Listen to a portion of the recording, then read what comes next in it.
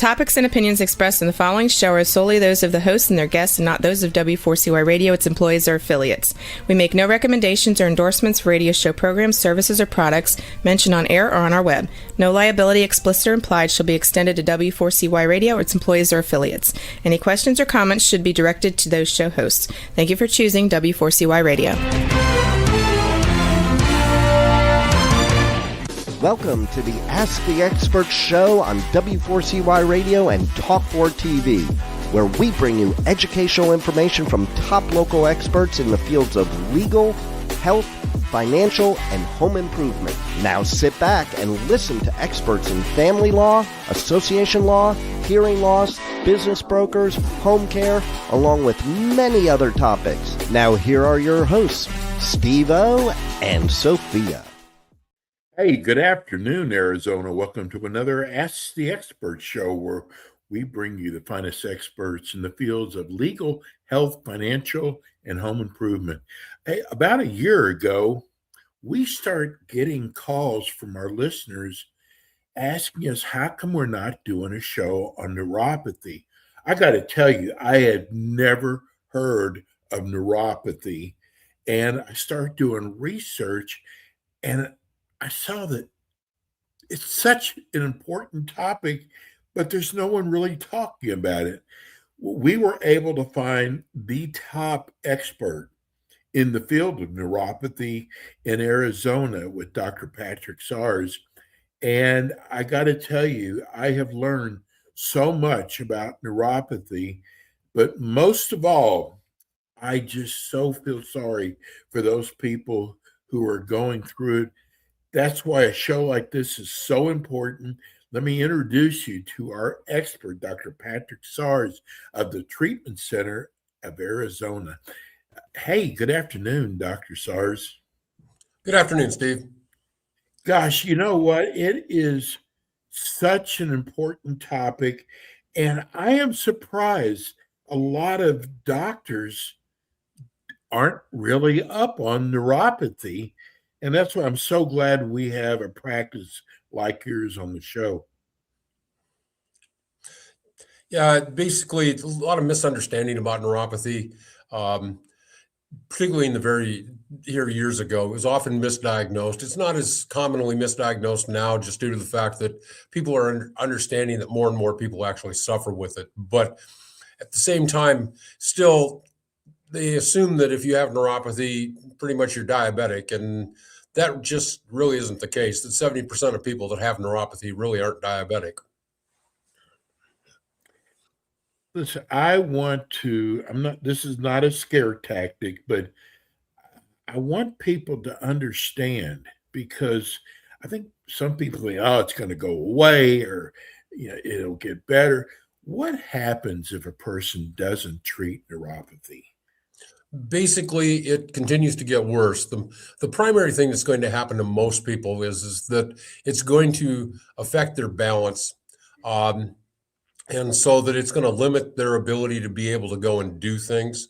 A lot of people basically express that their quality of life has just gone down, that they lose the ability to go and function and go to family functions, go to friends' places, just due to the fact that the discomfort and the pain that they experience, the balance issues, they're afraid that get into a unique place or a strange place that they're not familiar with. If the ground's unlevel, there's a good possibility they could fall, and work from that aspect. That it can be extremely devastating. That my mom, who suffered with it, she spent the last 16 years of her life fully confined to a wheelchair, that she had no idea where the heck her feet were actually at if she wasn't just looking at them. This is kind of like why you got into neuropathy, isn't it?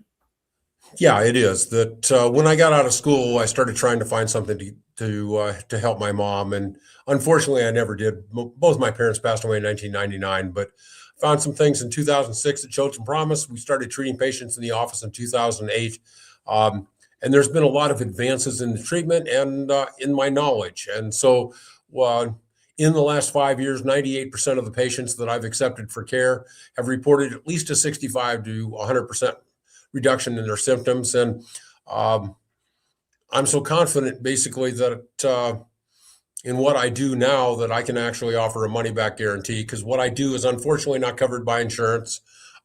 Yes. But it does, and so to what I charge, it's worth it if it works. So to basically get people to give it a try, I do offer a money back guarantee that if they're not better in 6 months, I will refund their money. And the only person that can tell whether or not they're better is the person that's suffering with it. The thing that I have found is that when they start to get better, they don't want me to give them back their money. They just want to keep getting better. And that is what happens. Exactly. I got to tell you, and I've shared this with you before, every time I hear a story about somebody fell in the shower, I always think about, because it does affect your balance. Do you think that some of these people that fall in the shower, it could be from they have neuropathy and don't know it? I'd say that's probably a pretty good guess. The chances are, because it does affect your balance, you become dependent on your depth of perception. And I know you don't have this problem. When the normal person washes their hair in the shower, they close their eyes. And so, Yes. Sorry, couldn't resist. And if they're not holding on that basically to something, as soon as they lose that ability to see the shower wall in that, they lose their balance, and that is what causes them to fall. And with neuropathy, also there is numbness. Where would would it be in their feet or their hands? Can be in both. Generally, it'll start in their feet. As it progresses, it can get into their hands, and it's a little bit slower progression to go into the hands, just due to the fact that we have a lot more nerve endings in the fingers and the hands than we do in the feet. Kind of the best way that I can explain this is when everything is normal. If you put a penny and a dime in your pocket, you reach in with your hand, you could determine which one was the penny and which one was the dime. There is never a time in your life for the average person that if they put a penny and a dime down on the floor and told you, okay, use your bare foot and tell me which one's which, you can't determine. It's due to the fact the nerve density in the hand is so much more. And neuropathy basically becomes symptomatic when you start to have more abnormal than normal nerve endings. And so when we have so many more nerve endings in the hand, we can start to lose some. And so maybe our dexterity is a little bit off or something this way, but we really won't have too much discomfort or pain with it until we start to reach a point where we end up with more nerves being abnormal than normal. It's a slow progression into the hands, but it can be a lot more devastating when it does happen, because you'll start to drop things. You'll have difficulty buttoning a shirt. A lot of things that you commonly think that I had one of my patients early on, back when I first started, that he had been diagnosed with one of the most severe cases of neuropathy that the University of Iowa Medical Center had ever seen. And he told me this story about how he basically, whenever he got a drink, he wanted something in a cup so that he had a handle. And he was at a party and somebody handed him an open bottle of or a can of Coke. And he didn't want to drop it. He was a pretty big, strong farm guy. And when he squeezed it good. And he just drenched the guy because it all came out the top of the can. Unreal. Once in a while you hear about an older person, and is the demographics a little bit older with neuropathy, first of all, Dr. Sargent? It has been. When I first started, my average patient was probably 70 years old, and I didn't really see any patients younger than that. But I'm starting to see patients in my office now that are in their late 30s and 40s. So these are not necessarily people that are diabetic, but it's coming from some other things that there seems to be a longer range of things that can cause it. That when I first started doing this 17, 18 years ago, if you looked up online, that they would commonly say there was around 100 things that could cause neuropathy. The Mayo Clinic in Scottsdale, where we're at, says that there could be up to 200 now. So apparently, there's more and more things that are actually Wow. causing neuropathy, and it's affecting people at an earlier age. Well, the reason I brought that up is sometimes you hear about an older person driving into a building. They actually stepped on the gas rather than the brake. Do you see? I mean, because if you're getting this numbness in your feet, I mean, do you see that maybe that could be caused from someone who's got neuropathy? Definitely. That my just using my mother as an example, that before she went in the wheelchair, there was a day that she decided that she was going to go uptown. She went into the garage, started the car, and the engine raced, and she would have sworn that her foot was on the brake.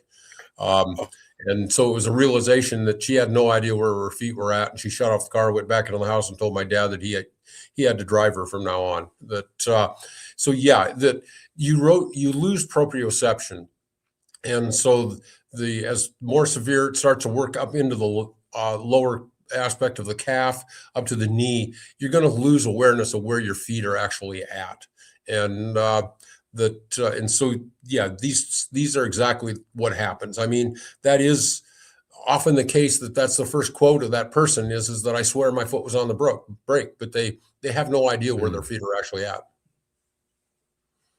wow. I know there's people who are listening right now are going, I wonder if I might have neuropathy. What are signs again of they could have neuropathy?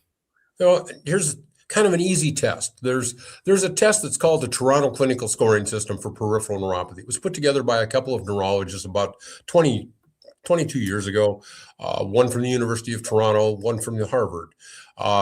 Basically, what it is that you use a spot on your face for a sensation and test how you feel that sensation down in your foot. When everything is normal, you've got the same nerve endings up in your cheek that you do in your big toe. You should feel everything the same way. And so on my website, I have a little simple test. Basically, people take a butter knife from a flatware set, use the handle that's metal, um, and it'll basically be room temperature, but that'll feel cool to the touch. And touch that to your forehead, and then see how it feels on the top of your foot and the top of your toe, and see if you feel it the same way. Also, taking a hair dryer on a warm setting, low fan, doing the same thing, blowing the warm air against your forehead, and then seeing how it feels in relation down in the lower foot and in the top of the toes. See if you feel it the same way.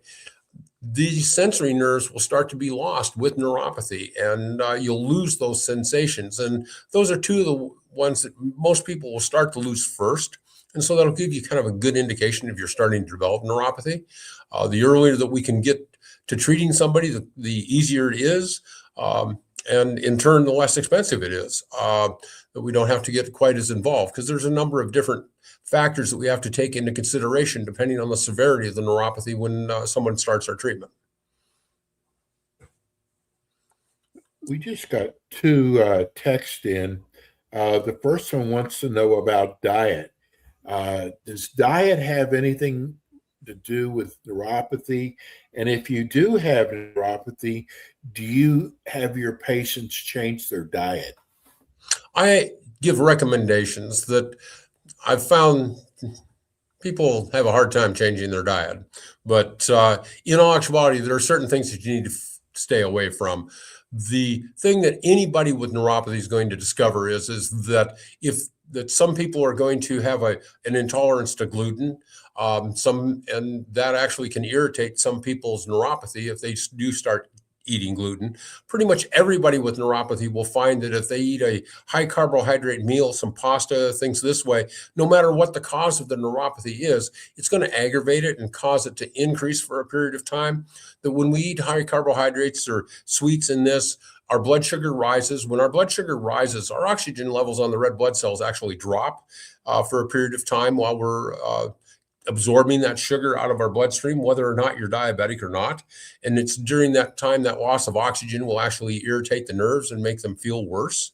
So a lot of times people that the day after they've gone out for having a large pasta dinner or something, this way might actually feel worse the next day.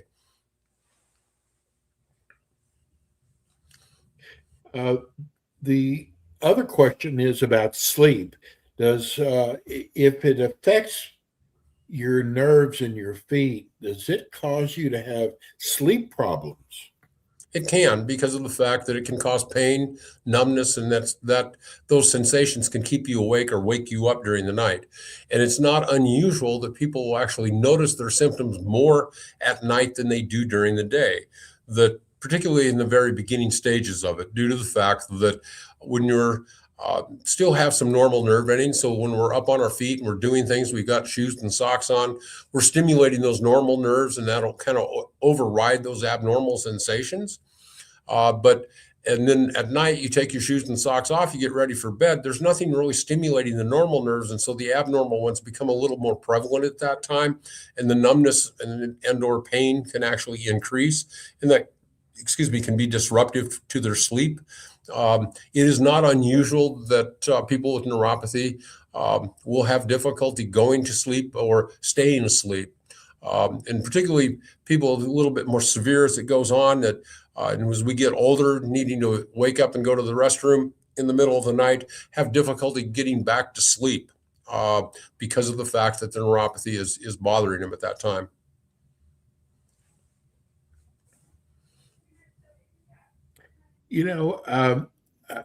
I'm hearing that if a doctor thinks you have neuropathy, they all basically prescribe the same medication. But I've learned from your show and other shows that we do that really doesn't help the problem. Yeah, the primary one that they prescribe is gabapentin, sometimes Cymbalta, yes. Sometimes Lyrica, but gabapentin is the primary one. Basically, it may help some people with pain. Studies show basically that about 22% of people that have neuropathy will benefit from taking gabapentin and decreasing some of the symptoms. But for the other 78%, it really doesn't. 49% of people that have neuropathy will be on a medication. That difference between the 22% that it's helping and the 49% that's on it, it's that 27% goes, geez, if my neuropathy is this bad with me being on the medication, what would it be like if I went off of it? And so they're afraid to go off. But for the vast majority of them, there'd be no difference whatsoever because it's really not doing anything.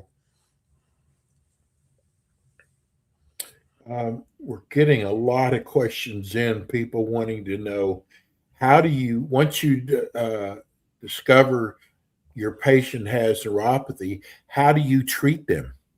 Basically, I use a form of infrared light. NASA basically in the 1980s, they was using infrared as a light source on how to grow plants and vegetables in space. And the people that were tending those plants were getting nicks and cuts, and they healed up really fast. And it intrigued them. And so they actually did studies using sailors and showed they could actually speed up the time of healing of an open wound by about 25% when they exposed them to an infrared light.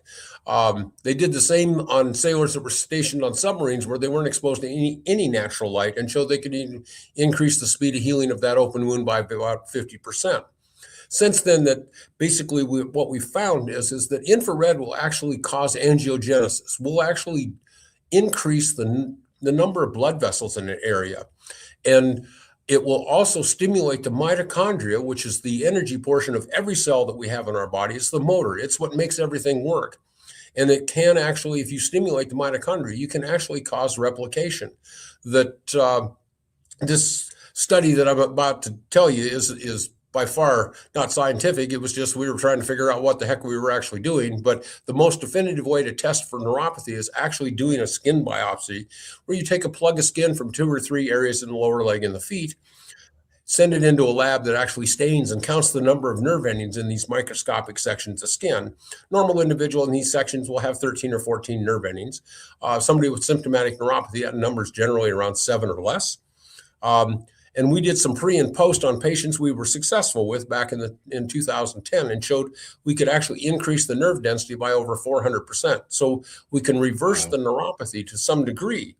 The problem is it doesn't cure it, because neuropathy is caused by something else. And so this is the real problem that we have, is that any treatment that you do, it has to be ongoing, because a short-term treatment may give you some relief for a short period of time, but we haven't dealt with the cause. And in 30 to 40% of people that have neuropathy, they have idiopathic neuropathy where we don't know what the cause is. So the only way to control the neuropathy is continue to doing the treatment.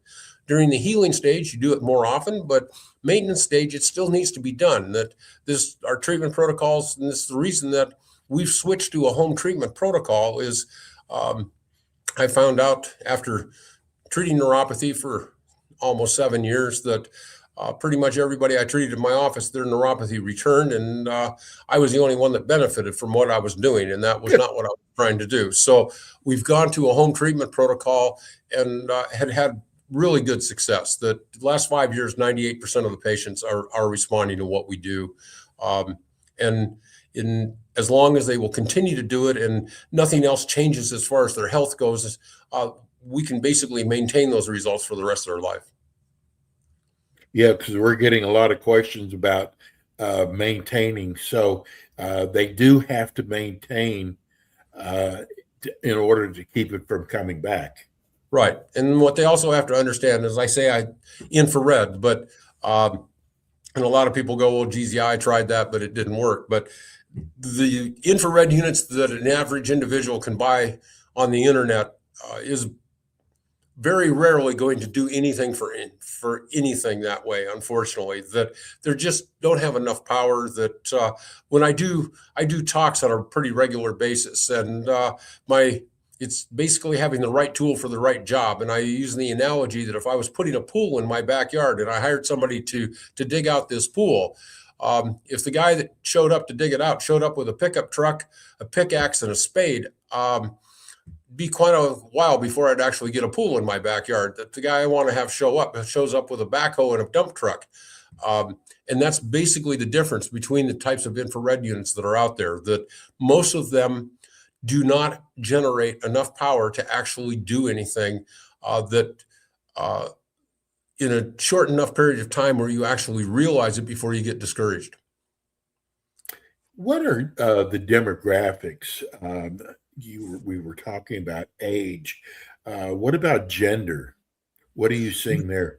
Just really not too much of a difference. That men and women is pretty much equal as far as who's going to develop it from that aspect.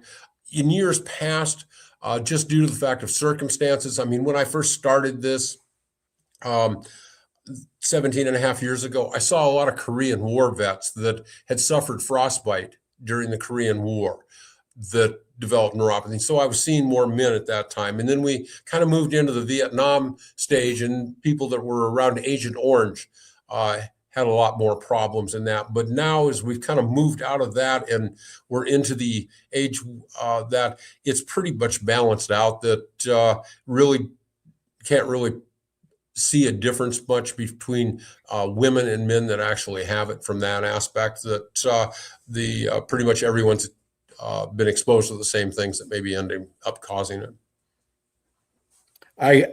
Dr. Sarge, I got to do this. I don't know if people, when you see me turning my head, we get so many texts during the show. I got to read this one. I guess it's one of your fans just said, I am watching you now on the screen. You don't look old enough to have treated people in those wars. Well, I wasn't. I was alive during those wars, but it's got to be but it's got to be the patients were older than me. But thank you, I appreciate that. But I am actually in my 70s. So no, are you really? Yeah. Oh my God, you look great. You know, we just had someone ask us. They saw DC, going across the screen. Do you treat any other areas besides neuropathy? Well, I'm a chiropractor, so yeah, I haven't shut my chiropractic practice down. I'm still that, and I didn't get into treating neuropathy because I was not a good chiropractor. I still am treating some of the same patients that I started with 39 years ago, and their family and their Wow. grandkids. So I just don't actively pursue that aspect of it. That the neuropathy is a lot more devastating. There's a lot of really good chiropractors, and I'm not trying to. I'm a good chiropractor. I truly am. But my goal basically is to help people with neuropathy. That there's a lot of clinics that are in existence to treat neuropathy. They're more concerned on whether or not you sign up for the program than whether or not you get better. And my concern is to make sure that you get better. Well, you're wonderful. We're so lucky to have you. You're so knowledgeable. Tell people how the people who are listening on radio now, how can they reach you? You can basically, my website is neuropathycurable.com. My phone number's there, which is 480-556-1358. Our phone is answered from 7 o'clock in the morning till 8 o'clock at night, 7 days a week outside of office hours. When you call, I'll be the one that answers the phone. Do not be alarmed. The reason being is my patients are treating themselves at home. And if they have any questions or concerns about their treatment, I want to be able to answer them immediately, not to have them stop the treatment until their next office visit. The only way this actually works is if they do the treatments. And so that I'm located in Mesa, Arizona, but anywhere you are in the state that I can deal with it, that I have patients. I have actually never met face-to-face. Everything's been done over the phone and over the internet throughout the country. Actually, I have had patients in other parts of the world, in other countries. And so we can make this work pretty much anywhere you are in the world from that aspect. But it does take your commitment to actually do it. If you do, like I said, that the patients that I do accept for care, and there are a curriculum that we do need to make sure that you match so that it does work for you. But my success rate is 98%. And for those people that I accept and think that I can help, and I do actually have a separate contract that we sign that is a money-back guarantee. Dr. SARS, we're so lucky to have you. Dr. SARS is with us every month. He'll be back in with us next month. Happy New Year, Dr. SARS, and I will see you next month. All right, Steve. Happy New Year. Take care. Be safe. Thank you. That's Dr. Patrick SARS. That's it for us today. We'll be back again with you next week with more Ask the Experts. Thanks for tuning in today to the Ask the Expert show on W4CY Radio and Talk4 TV. Tune in next week and every week to hear more from our experts on personal injury, insurance, air condition repairs, estate planning, Medicare, and many other topics in the areas of legal, health, financial, and home improvement. See you next week.